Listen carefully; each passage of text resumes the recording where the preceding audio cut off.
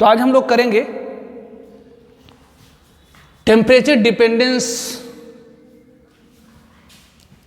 Rate constant, मतलब dependence of rate constant on temperature. तो dependence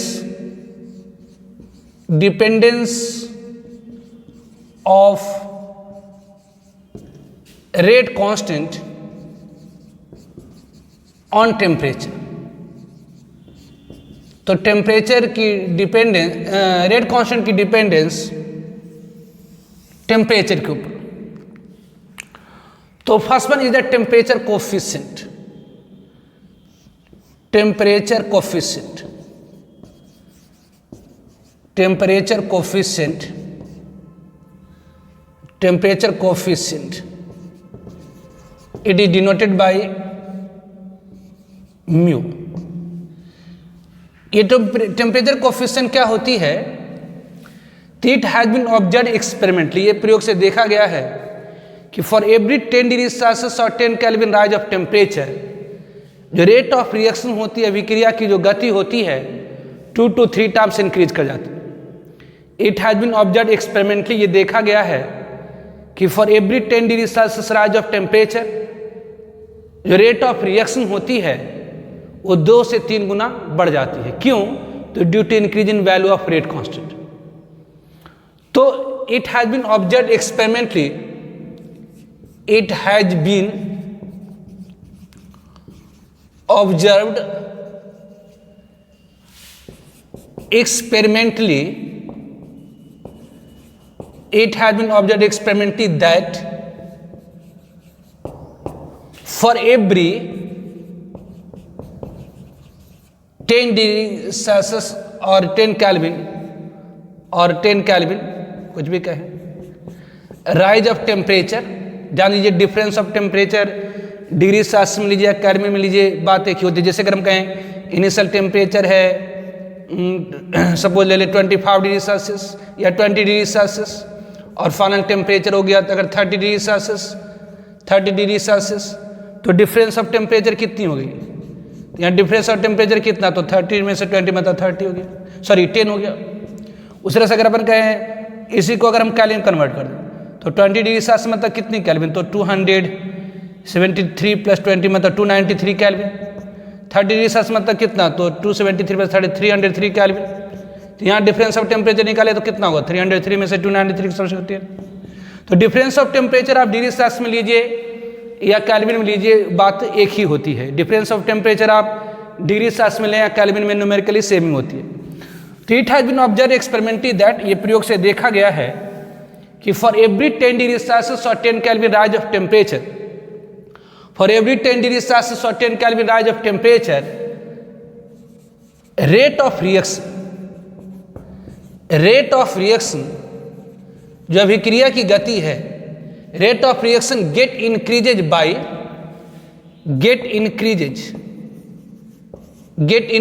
by 2 to 3 times, 2 to 3 times, due to, ये ऐसा क्यों होता है? Due to increase in value of rate constant. तो it has been experimentally observed, ये प्रयोग से देखा गया है कि फॉर एवरी 10 डिग्री सेल्सियस और 10 केल्विन राइज ऑफ टेम्परेचर, जो रेट ऑफ रिएक्शन है, जो अभिक्रिया की गति है, वह 2 से 3 गुना बढ़ जाती है। तो it has been observed experimentally that for every 10 degree Celsius और 10 kelvin rise of temperature, rate of reaction get increases by 2 to 3 times due to increase in value of rate constant. तो so temperature coefficient defined as, so इसलिए temperature coefficient defined किया जा रहा है। Temperature coefficient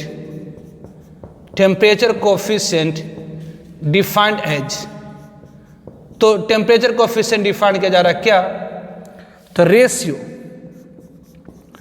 ratio of rate constant at T plus 10 degree Celsius, T plus 10 degree Celsius या T plus 10 kelvin, कुछ भी कहें, टू तो ratio of rate constant at T + 10 degree Celsius to T degree Celsius, T kelvin कुछ भी कहे, is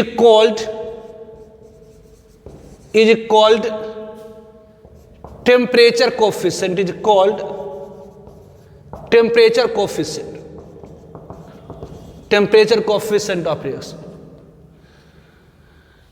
तो temperature coefficient क्या है? तो ratio of rate constant at T + 10 degree Celsius to T degree Celsius is called temperature coefficient. That is, जो temperature coefficient mu है equal होगी rate constant at T + 10 degree Celsius upon T degree Celsius. तो temperature coefficient क्या है? तो T + 10 degree Celsius और T degree Celsius पर rate constant की रेशियो। तो rate constant at T + 10 degree Celsius to the T degree Celsius is called temperature coefficient. तो ratio of rate constant at T + 10 degree Celsius and T degree Celsius is called temperature coefficient. मतलब अगर आपको किसी भी chemical reaction की rate constant T + 10 degree Celsius पर निकालनी है तो इक्वल हो जाएगी म्यू, मतलब temperature coefficient into rate constant in at T degree Celsius. तो यदि किसी टेम्परेचर पर, यदि किसी T + 10 डिग्री सेल्सियस पर रेट कांस्टेंट की वैल्यू निकालनी है तो क्या होगी? तो temperature coefficient into rate constant at T degree Celsius. तो what is the temperature coefficient? तो dependence of rate constant on temperature में फर्स्ट पर टेम्परेचर कोफिशिएंट क्या है? तो it has been observe experimentally, ये प्रयोग से देखा गया है कि फॉर एवरी 10 डिग्री सेल्सियस और 10 kelvin rise of temperature rate of reaction get increases by 2 to 3 times. प्रत्येक 10 डिग्री, मतलब 10 डिग्री बढ़ाए तो फिर 2 से 3 गुना रिएक्शन बढ़ गई, फिर 10 डिग्री बढ़ाएंगे तो फिर से 2 से 3 गुना रिएक्शन की गति बढ़ गई, फिर 10 डिग्री बढ़ाएंगे तो रेट ऑफ रिएक्शन 2 से 3 गुना बढ़ गई। तो फॉर एवरी 10 डिग्री सेल्सियस और 10 kelvin rise of temperature it has been observe experimentally that rate of reaction get increases by 2 to 3 times. This happens, ऐसा इसलिए होता है क्योंकि टेम्परेचर इंक्रीज करने से रेट कांस्टेंट ऑफ रिएक्शन की जो वैल्यू है वो इंक्रीज कर जाती है। सो टेम्परेचर कोफिशिएंट डिफाइंड है, इसलिए टेम्परेचर कोफिशिएंट डिफाइंड है ratio of rate constant at T + 10 degree Celsius to T degree Celsius is called temperature coefficient, जिसे रिप्रेजेंट करा जाता है म्यू से। तो mu is equal to K × T + 10 degree Celsius upon rate constant at T degree Celsius. मतलब अगर 10 degree बढ़ा करके आप रेट कांस्टेंट निकालना चाहते तो temperature coefficient into rate constant T degree Celsius. जैसे हम लोग कंसीडर करते हैं, be consider a chemical reaction, तो be consider a chemical reaction, जैसे हम लोग कंसीडर करते हैं एक केमिकल रिएक्शन,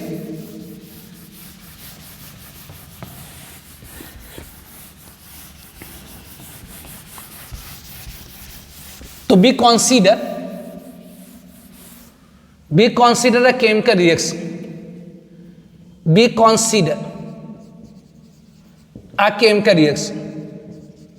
हम लोग कंसीडर करते हैं chemical reaction, be consider a chemical reaction. Worth A से बी, मान लेते हैं ए से बी कोई केमिकल रिएक्शन जिसकी टेम्परेचर कोफिशिएंट म्यू है। मान लेते हैं कि ए से बी कोई केमिकल रिएक्शन है,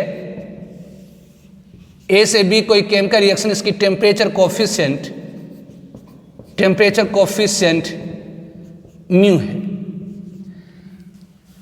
तो लेट मान लेते हैं कि at T degree Celsius rate constant is equal to K है।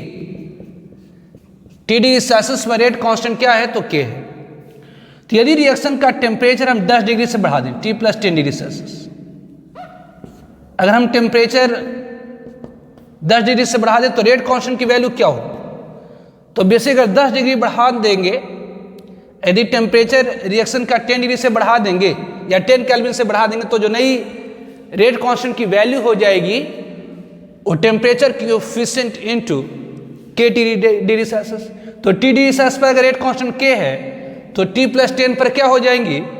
तो म्यू टाइम्स हो जाएंगे K, हो जाएंगे दिस वन।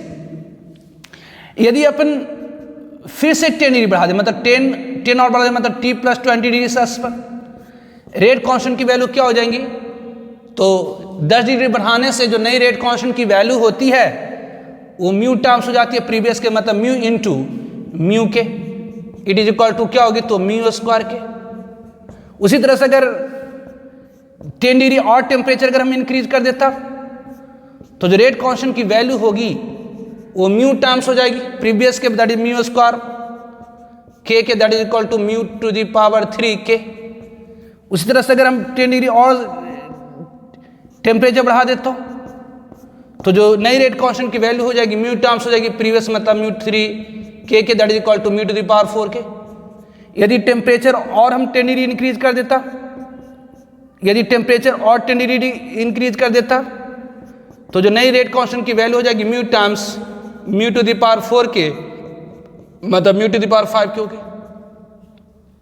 तो for every 10 degree Celsius rise of temperature जो रेट कांस्टेंट की वैल्यू है वो म्यू टर्म्स क्या हो रही है? तो इंक्रीज करेंगे। तो अगर आपसे पूछा जाए, यदि आपसे पूछा जाए रेशियो, अगर रेट ऑफ रिएक्शन अगर आपसे पूछा जाए टी डिग्री सेल्सियस, तो अगर आर टी, यदि आर टी क्या है? तो R T is the rate of reaction. अगर R T rate of reaction है टी डिग्री सेल्सियस, तो टी डिग्री सेल्सियस पर रेट ऑफ रिएक्शन क्या हो जाएगी? तो रेट कांस्टेंट के into concentration of reactant at any time, obviously rate constant है T degree Celsius into concentration of reactant to the power that order of reaction. तो obviously T degree Celsius पर rate constant क्या है? तो K into concentration of reactant A to the power that order of reaction, it is equation 1। उसी तरह से अगर आपसे पूछा जाए R T plus 10 rate of reaction at T plus 10 degree Celsius, तो क्या हो जाए? तो ये क्या हो जाएगा? या सीधे कहिए, डायरेक्ट कर देते बन। तो rate of reaction at T plus 10 पर पूछा जाएगा तो क्या हो जाएगा? तो के म्यू के इंटू के ए टू द पावर। अगर मान लेते ये rate of reaction T plus 50 degree Celsius पर पूछा जाता, rate of reaction at T plus 50 पूछा जाता, तब क्या होगा? तो दैट इज इक्वल टू क्या होगी? तो rate constant at T plus 50, rate constant at T plus 50 into concentration of reactant to the power that order of reaction. Rate law के अनुसार रेट ऑफ रिएक्शन क्या होती है? Rate constant into concentration of reactant to the power that order of reaction. तो T plus 50 पर rate constant की value कितनी है? तो mu to the K into, या कि mu to the power 5 into K, mu to the power 5 into K into concentration of reactant to the power that order of reaction this. तो अगर आपसे पूछा जाए rate of reaction at T plus 50 upon rate of reaction at T, तो ये क्या होगा? तो टी प्लस 50 पर क्या हो जाएगा? तो mu to the power 5 into K into concentration of reactant to the power that order of reaction divided by ये K into concentration of reactant to the power that order of reaction. तो ये cancel हो गई, तो ये क्या हो गया? तो म्यू टू द पावर 5 हो गया। मतलब rate of reaction, now rate of reaction at T plus 50 upon rate of reaction at T is equal to क्या है? तो mu to the power 5 this one. तो यहां पर आपने 50 डिग्री सेल्सियस टेम्परेचर बढ़ाया तो रेट ऑफ रिएक्शन क्या हुई? तो mu to the power 5 times से इंक्रीज कर गई। अगर हम 40 डिग्री सेल्सियस टेम्परेचर बढ़ाते तब तो rate of reaction T plus 40 upon R T हो जाता म्यू टू द पावर 4। अगर हम टेम्परेचर 30 डिग्री से बढ़ाते तब तो ये R T plus 30 upon R T equal to हो जाता म्यू टू द पावर 3। अगर हम 60 डिग्री से टेम्परेचर बढ़ा देते तब तो R T plus 60 upon R T equal to हो जाता म्यू टू द पावर 6। अगर 70 डिग्री सेल्सियस से टेम्परेचर बढ़ा देते तब तो R T plus 70 upon R T equal to हो जाता म्यू टू द पावर 7। तो 10 इन जनरल, यदि 10 इन जनरल हम लोग कह सकते हैं, 10 इन जनरल हम लोग क्या कह सकते हैं? 10 इन जनरल हम लोग कह सकते हैं कि जो रेट ऑफ रिएक्शन होगी, final rate of reaction upon initial rate of reaction equal to होती है ये temperature coefficient mu to the power, ये जितना टेम्परेचर बढ़ाए अपॉन 10। जैसे यहाँ पर 50 डिग्री बढ़ाए, यहाँ 50 डिग्री तो म्यू टू पावर कितना हो गया? तो 50/10। अगर 40 डिग्री से बढ़ा देता, अगर 40 डिग्री से बढ़ाते तो म्यू टू दी पावर क्या हो जाता, तो 40/10 मतलब म्यू टू दी पावर 4। अगर हम 30 डिग्री से बढ़ा देते तब क्या हो जाता, तो म्यू टू दी पावर 30/10 मतलब म्यू टू दी पावर 3 हो जाता। अगर हम 70 डिग्री से टेम्परेचर बढ़ाते तो क्या होता था, तो फाइनल अपॉन इनसे तो ये म्यू टू दी पावर 70/10 मतलब म्यू टू दी पावर 7। मतलब इन जनरल हम लोग कहते हैं कि जो final rate of reaction upon initial rate of reaction होगी वो कितनी हो जाएगी, तो ये temperature coefficient to the power delta T/10। तो it has been experimentally observe that, ये प्रयोग से देखा गया फॉर एवरी 10 डिग्री सेल्सियस और 10 kelvin rise of temperature rate of reaction increases by 2 to 3 times. It has been experimentally observe, ये प्रयोग से देखा गया है कि 10 डिग्री या 10 केल्विन टेम्परेचर बढ़ाने से जो रेट ऑफ रिएक्शन होती है वो 2 से 3 गुना बढ़ जाती है due to increase in value of rate constant. तो इसलिए टेम्परेचर कोएफिशिएंट डिफाइन किया गया है, ratio of rate constant T+10 to T degree Celsius is called temperature coefficient. मतलब अगर T+10 पर अगर रेट कांस्टेंट की वैल्यू निकालनी है तो म्यू टर्म्स हो जाएगी किसके, तो KT के। तो हमने केमिकल रिएक्शन कंसीडर किया जिसकी टेम्परेचर कोएफिशिएंट म्यू है। यदि इस रिएक्शन की rate constant T degree Celsius पर K है तो 10 डिग्री बढ़ा देंगे तो म्यू इंटू K हो गई, 10 डिग्री और बढ़ा दिए तो म्यू इंटू म्यू K हो गई, 10 डिग्री और बढ़ा दिए तो mu into mu square K हो गई, 10 डिग्री और बढ़ा दिए तो mu into mu two power 3 K हो गई, 10 डिग्री और बढ़ा दिए तो mu into mu two power 4 K हो गई। तो बेसिक रेट ऑफ रिएक्शन निकालना है तो रेट लॉ के अनुसार rate of reaction equal to होती है rate constant to concentration of reactant to the power their order of reaction. तो rate of reaction T degree Celsius क्या होगी, तो KT into concentration of reactant to the power their order of reaction. T+50 पर rate of reaction क्या होगी, तो ये हो जाएगी, तो RT+50/RT इक्वल टू क्या होगी, तो दिस वन। मतलब in general final rate of reaction upon initial rate of reaction equal to क्या हो गई, तो mu to the power delta T/10 हो गई। ठीक है, तो एक न्यूमेरिकल देखते हैं टेम्परेचर कोएफिशिएंट पर। तो क्वेश्चन में कहा जा रहा the rate of reaction doubled for every 10 degree Celsius rise of temperature if temperature raise by 50 degree Celsius the rate of reaction increases by 24 times, 32 times, 64 times, 10 times. Triple E जो अभी JEE main है, पहले triple E कराता था, CBSE PMT 2012 में पूछा है। तो जरा देखिए सॉल्यूशन, क्वेश्चन में कहा क्या जा रहा, तो क्वेश्चन में कहा जा रहा है जी कि the rate of reaction double for every 10 degree Celsius rise of temperature. प्रत्येक 10 डिग्री टेम्परेचर बढ़ाने से रेट ऑफ रिएक्शन डबल हो जा रही है।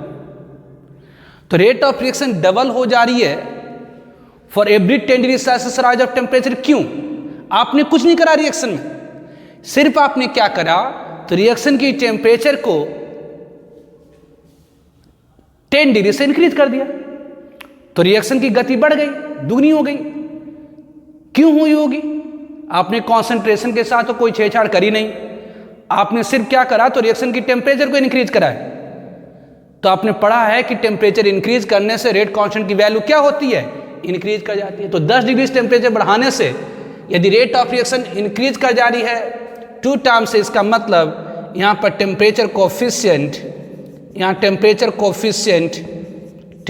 कोएफिशिएंट म्यू की जो वैल्यू है वो कितनी है, तो 2 है, क्योंकि 10 डिग्री बढ़ाने से रेट ऑफ रिएक्शन क्या हो जा रही है, तो 2 गुना से बढ़ जा रही है। तो अभी जस्ट आपने देखा कि सिंस जो final rate of reaction upon initial rate of reaction होती है इक्वल होती है टेम्परेचर कोएफिशिएंट इनटू ये डेल्टा T/10। तो यहाँ टेम्परेचर कोएफिशिएंट क्या, तो ये 2, इंक्रीज इन टेम्परेचर कितना, तो 50/10। तो ये क्या हो गया, तो 2 दी पावर 5 मतलब 2, 4, 8, 16, 32, 32 टाइम्स इंक्रीज कर जाएंगे। मतलब जो फाइनल रेट ऑफ रिएक्शन होगी, जो फाइनल रेट ऑफ रिएक्शन होगी वो 32 टाइम्स होगी किसके, तो इनिशियल रेट ऑफ रिएक्शन का। ठीक है, तो पहला फर्स्ट वन हो गई क्या, तो dependence of rate constant on temperature में temperature coefficient. Now second one that is Arrhenius equation, it's a very very important, ये जेई पॉइंट ऑफ व्यू से या बोर्ड पॉइंट ऑफ व्यू से वेरी इंपॉर्टेंट है, बोर्ड में पूछा जाता है, बहुत फ्रीक्वेंटली पूछता है इसे। तो अपन देखेंगे अब क्या, तो आर्हेनियस इक्वेशन,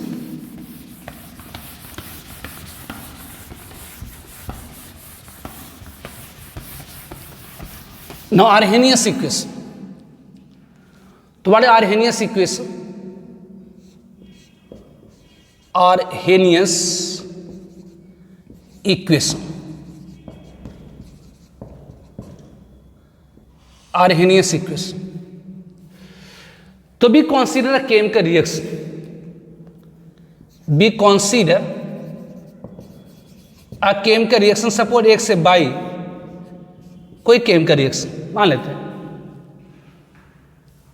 या से देखिए रिएक्टेंट कन्वर्ट होकर प्रोडक्ट में जा रहा है, ये कोई केमिकल रिएक्शन. इफ के इज द रेट कांस्टेंट, के क्या है, रेट कांस्टेंट है किसकी, तो रिएक्शन की eight any temperature T kelvin. मान लेते हैं कि R से P कोई केमिकल रिएक्शन है जिसकी रेट कांस्टेंट K है किसी टेम्परेचर T केल्विन पर, and EA is the activation energy of reaction. EA is the activation energy of reaction. तो पिछले क्लास में एक्टिवेशन एनर्जी अपन डिटेल में पढ़ा था. एक्टिवेशन एनर्जी ऑफ रिएक्शन क्या होती है, तो minimum additional amount of energy required by reactant to give product. Minimum additional amount of energy required by reactant to give product is called activation energy. तो K rate constant of reaction है किसी temperature T kelvin पर, and EA is the activation energy of reaction. Then according to Arrhenius,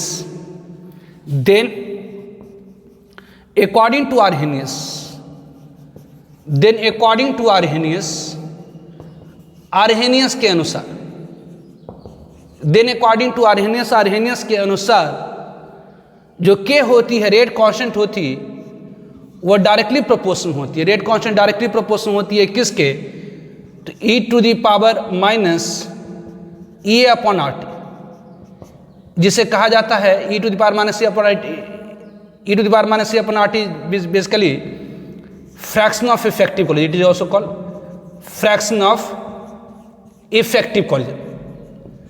ये effective collision आपने पढ़ा था कि वह कॉलिजन एक्चुअली जो प्रोड्यूस करता है प्रोडक्ट.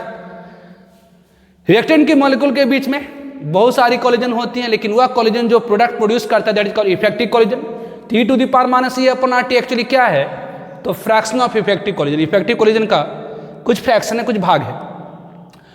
तो R से P हमने कोई केमिकल रिएक्शन कंसीडर करा कि अगर रेट कांस्टेंट ऑफ रिएक्शन है किसी टेम्परेचर T केल्विन पर, ये is the activation energy of reaction, मतलब रिएक्टेंट से प्रोडक्ट तक जाने में एक्टिवेशन एनर्जी अगर ये है.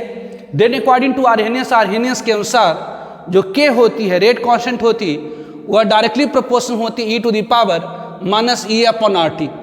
E to the power minus E upon RT को कहा जाता है फ्रैक्शन ऑफ इफेक्टिव कॉलिजन. यदि प्रोपोर्शनलिटी को हम हटाते हैं तो K इज इक्वल टू आ जाता है A into E to the power minus E upon RT, where जहाँ पर A क्या है, तो where A is the proportionality constant. जहाँ पर A क्या है, तो प्रोपोर्शनलिटी कांस्टेंट है.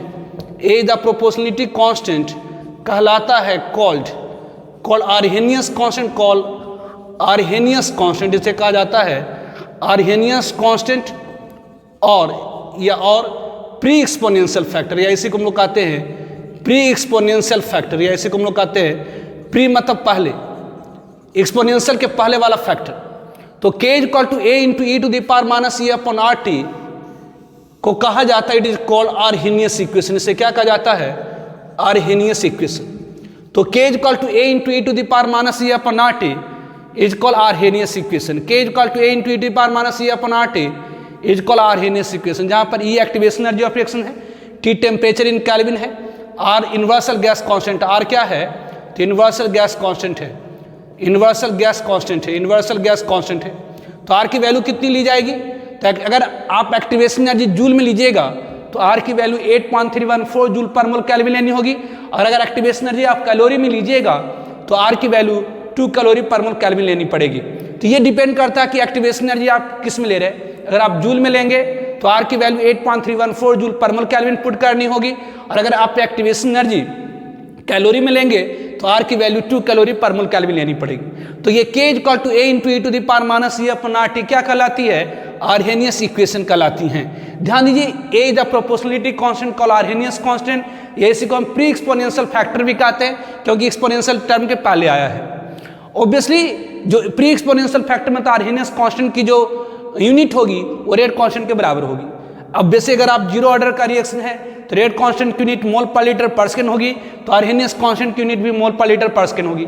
यदि आपका रिएक्शन फर्स्ट ऑर्डर का है तो रेट कांस्टेंट की यूनिट पर सेकंड, तो आर्हेनियस कांस्टेंट की यूनिट भी क्या होगी, तो पर सेकंड होगी। तो ऑब्वियसली आर्हेनियस कांस्टेंट की जो यूनिट होती है वो रेट कांस्टेंट के बराबर होती है। तो equation K equal to a into E to the power minus e upon R T is call Arrhenius constant. तो ऑब्वियसली यहाँ पर k इक्वल टू क्या हो गया, तो a into E to the power minus e upon R T. इसे और आप लिख सकते हैं क्या, तो a upon E to the power e upon R T. तो बेसिक अगर आप टेम्परेचर को इंक्रीज करेंगे, यदि टेम्परेचर को इंक्रीज करें, यदि आप टेम्परेचर को इंक्रीज कर जाए तो क्या होगा, तो अगर टेम्परेचर इंक्रीज करते करते इनफाइनाइट कर दीजिए, है ना, टेम्परेचर को अगर इंक्रीज करते करते इनफाइनाइट कर दीजिए तो ई टू दी अब किसी भी टर्म को इनफाइनाइट से डिवाइड करेगा तो जीरो हो जाएगा। तो ई टू दी पावर जीरो मतलब 1 हो गया। मतलब यहाँ पर लिख सकते हैं कि if temperature tends to infinite, तो जो k की वैल्यू है वो a upon E to the power e upon r into infinite, मतलब a अपॉन ये किसी भी टर्म को इनफाइनाइट से डिवाइड करेंगे तो जीरो, मतलब a हो जाएगा। अगर आप टेम्परेचर घटा देखा था तो 0 केल्विन कर देता, तो अगर टेम्परेचर 0 केल्विन कर देंगे तो ये k की value k upon a into ये 0, मतलब e को अगर 0 से डिवाइड करेगा तो e to the power infinite, e to the power infinite मतलब a अपॉन इनफाइनाइट मतलब 0। तो यदि टेम्परेचर 0 केल्विन पर रेट कांस्टेंट की वैल्यू क्या होगी, तो 0 होगी। 0 केल्विन पर टेम्परेचर अगर 0 केल्विन कर दे तो रेट कांस्टेंट की वैल्यू क्या होगी, तो 0 होगी। लेकिन टेम्परेचर बढ़ाते बढ़ाते इनफाइनाइट कर दे तो रेट कांस्टेंट की वैल्यू प्री एक्सपोनेंशियल फैक्टर मतलब आर्हेनियस कांस्टेंट के बराबर होती है। तो आर्हेनियस इक्वेशन हमने कंसीडर करा, R से P कोई केम का रिएक्शन है, K is the rate constant of reaction at any temperature T kelvin, E is the activation energy of reaction. Then according to Arrhenius के अनुसार किसी भी केमिकल रिएक्शन की जो रेट कांस्टेंट की वैल्यू होती है वो डायरेक्टली प्रोपोर्शनल होती है E to the power minus E upon R T. E to the power minus E upon R T actually क्या है, तो fraction of effective collision.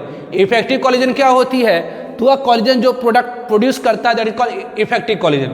Reactant molecule के बीच में होने वाली वो कॉलिजन जो प्रोडक्ट प्रोड्यूस करता है that is called effective collision, उसी का कुछ भाग है। मतलब के डायरेक्टली प्रोपोर्शनल है E to the power minus E upon R T. आपको ध्यान रखना होगा, यदि प्रोपोर्शनलिटी को हटाएं तो K equal to A into E to the power minus E upon R T, जहां पर ए प्रोपोर्शनलिटी कांस्टेंट है कहलाता है आर्हेनियस कांस्टेंट या प्री एक्सपोनेंशियल फैक्टर। और ये equation K equal to A into E to the power minus E upon R T is called Arrhenius equation. यदि आप टेम्परेचर 0 केल्विन रखेंगे तो के की वैल्यू 0 रहेगी, और टेम्परेचर बढ़ाते बढ़ाते आप इन्फाइनाइट कर दे तो के की वैल्यू ए के बराबर हो जाएगी। ठीक है, तो different forms of Arrhenius equation. अब आर्हेनियस इक्वेशन को अलग अलग फॉर्म में लिख सकते हैं। Not different forms of Arrhenius equation, not different forms of Arrhenius equation, not different forms of Arrhenius equation, not different forms of Arrhenius equation, not different forms of Arrhenius equation। Arrhenius equation का different forms। तो पहली form Arrhenius equation की क्या है, तो k equal to a into E to the power minus E upon R T, ये first form. ऐसा करिए कि दोनों साइड लॉग बेस में ले लीजिए, टेकिंग लॉग बेस में ई इन बोथ साइड्स, मतलब ln ले लेते हैं। तो ये इक्वेशन क्या हो जाएंगी, तो लॉग के बेस में e is equal to log A base में ई प्लस लॉग बेस में e to the power minus E upon R T. तो ये क्या होगी, तो ये लॉग के बेस में e is equal to log A base में minus E upon R T, log e 1। आपको मैंने बताया था कि अगर लॉग बेस में ई को यदि लॉग बेस में 10 में चेंज करना है, लॉग बेस में ई को अगर लॉग बेस में 10 में चेंज करना है तो 2.303 से मल्टीप्लाई कर दिया तो ये क्या हो आएगा, तो 2.303 लॉग के अब बेस में 10 हो गया।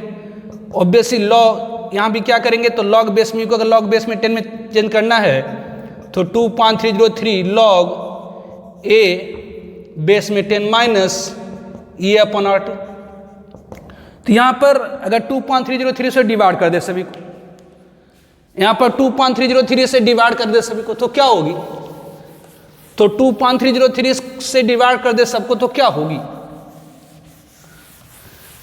तो ये दिस इम्प्लाई, इसे भी 2.303 से इसे भी 2.3 सबको डिवाइड कर दें तो दिस इम्प्लाई क्या हो जाएंगे, तो दिस इम्प्लाई ये log k बेस में 10 is equal to log a base में 10 माइनस e अपॉन 2.303 RT। तो ये log k is equal to log a minus e upon 2.303 RT। तो log k is equal to log a minus e upon 2.3। तो ये दूसरी form होगी RNS equation की, ध्यान रखना आपको। आरएनएस इक्वेशन की पहली form k is equal to a into E to the power minus e upon RT, और दूसरी फॉर्म मतलब दूसरे रूप में आप आरएनएस इक्वेशन को लिख सकते हैं log k is equal to log a minus e upon 2.303 RT, ठीक है। नाउ थर्ड फॉर्म, इफ यदि K1, अगर K1 क्या है, तो K1 is the rate constant of reaction at any temperature T1 kelvin. अगर K1 क्या है, तो रेट कांस्टेंट ऑफ रिएक्शन है किसी टेम्परेचर T1 केल्विन पर, and K2 is the rate constant of reaction at any temperature T2 kelvin. तो अगर K1 rate constant of reaction है किसी टेम्परेचर T1 केल्विन पर, और K2 अगर रेट कांस्टेंट है किसी टेम्परेचर T2 केल्विन पर, तो यहाँ पर अगर आप K1 लिखेगा तो यहाँ T1, इसका मतलब इस इक्वेशन से आप लिख सकते हैं log K1 बेस में 10 है, log बोलने का मतलब बेस में 10 ही होता, log K1 is equal to क्या होगी, तो log A बेस में 10 है minus e upon 2.303 R into T1, अगर इसे इक्वेशन 1 कर दें। ऑल्सो यहाँ पर अगर हम K2 का दे तो log K2 is equal to what, तो log A बेस में 10 minus e upon 2.303 R, 2.303 R ये T2, इट इज इक्वेशन 2। तो इक्वेशन 2 में से इक्वेशन 1 को अगर सब्सट्रैक्ट कर दे तो डूइंग व्हाट, तो इक्वेशन 2 माइनस इक्वेशन 1। अगर इक्वेशन 2 में से इक्वेशन 1 को सब्सट्रैक्ट करें तो अगर इक्वेशन 2 में से तो साइड बाय साइड अगर सब्सट्रैक्ट कर दिए तो क्या होगी, तो ये log K2 minus log K1 is equal to, obviously ये आपका क्या हो गया, तो ये log, इसमें से इसे को घटा log कैंसिल मत हो जाएगा क्या, ये आपको हो जाएगा e अपॉन 2, ये इसमें से इसे घटाएंगे तो e अपॉन, इसको यहाँ लिख देते। तो अगर इक्वेशन 2 में से इक्वेशन 1 को अगर सब्सट्रैक्ट करें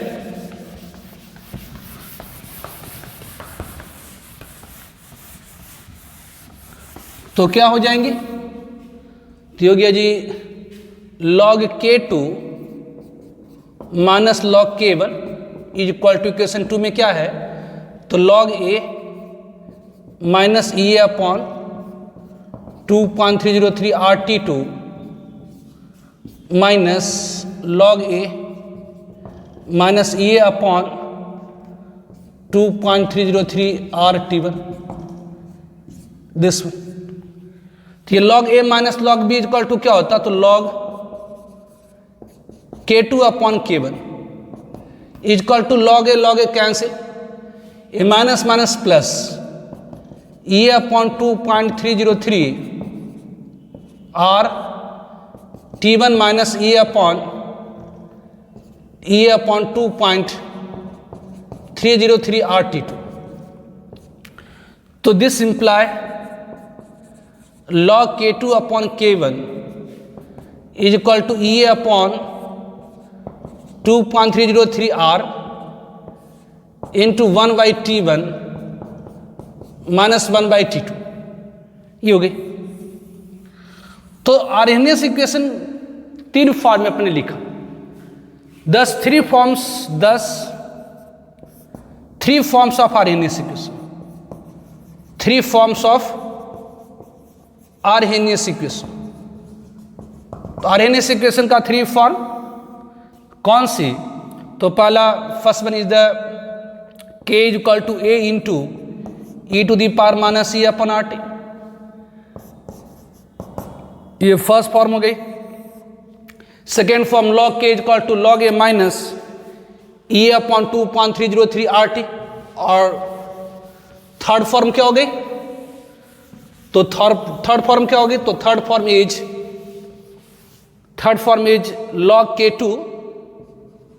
log k2 upon k1 is equal to e upon 2.303 r into 1/t1 minus 1/t2। तो ये 3 फॉर्म्स ऑफ आर्हेनियस इक्वेशन। ध्यान रखना, k equal to a into e to the power minus e upon R T. Second one log k equal to log a minus e upon 2.303 R T. And third one log k2 upon k1 is equal to e upon 2.303 r into 1/t1 minus 1/t2। तो ये 3 forms of Arrhenius equation है जिसे आपको हमेशा ध्यान रखनी है। तो एक एग्जाम्पल है, for a first order reaction A to P, A से P कोई फर्स्ट ऑर्डर रिएक्शन है, the temperature T dependent rate constant K was found to follow the equation log K equal to minus 2000 into 1/t plus 6.0, the pre exponential factor A and activation energy E respectively are. Correct first order की reaction है A से P, करे कोई first order की reaction, करे A से P कोई first order की रिएक्शन है, करे इस रिएक्शन की जो रेट कांस्टेंट की वैल्यू है वो टेम्परेचर पर डिपेंड कर रही है। कैसे? तो log K is equal to minus 2000 into 1/t plus 6.0, ये हो गई।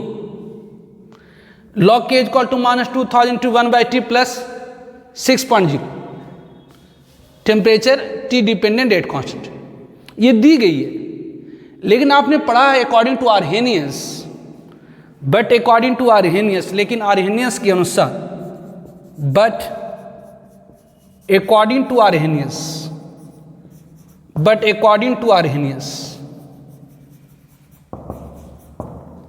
टू आर्हेनियस आपने क्या पढ़ा है कि जो log K है, अब जरा देखिए आर्हेनियस का 3 इक्वेशन का 3 form, K equal to A into E to the power minus e upon R T, K equal to A into E to the power minus e upon R T. दूसरी log K equal to log a minus e upon 2.303 R T. And third one log K2 upon K1 is equal to E upon 2.303 r into 1/t1 minus 1/t2। तो ये जो equation है मिल रहा है किससे? तो second form से।